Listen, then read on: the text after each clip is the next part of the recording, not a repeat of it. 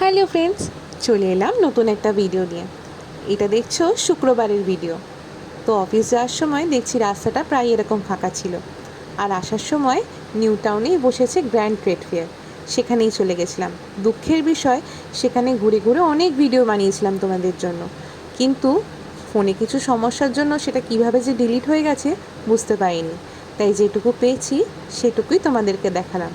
এখানে দেশ বিদেশ থেকে বিভিন্ন ধরনের সুন্দর সুন্দর জিনিস নিয়ে এসেছিল।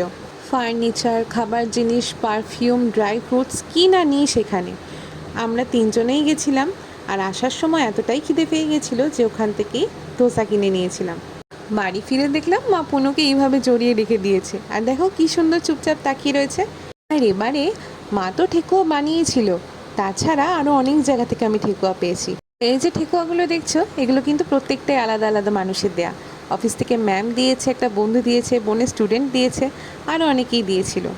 এই বইটা মেলা থেকে কিনেছি। এটা যে দোকান থেকে কিনেছি সেখানে প্রত্যেকটা বইয়ের দাম 100 টাকা বা 150 টাকা করেছিল। আর এই যে পারফিউমটা দেখছো, ওখানে দুবাই থেকে একটা পারফিউমের দোকান বসেছিল। তো এখান থেকেই এটা আশমিরা নিয়েছিল, পরে জানলাম সেটা কিনেছে আমাকে গিফট করার জন্য। দেখো এই যে পাউচটা দিয়েছে সেটা কতটা সুন্দর। এই ড্রাই ফ্রুটসগুলো ওরই কেনা। বাড়ি আসার সময় এটা আমাদের দুজনের মধ্যে ভাগ ভাগ করে দিয়েছিল। আর এই যে নিমকিটা দেখছো, এটাও কিন্তু দারুণ খেতে।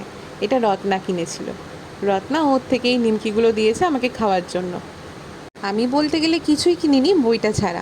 বুঝতেই পারছো, মাসের শেষ, পকেট ছিল একদম গড়ের মাঠ।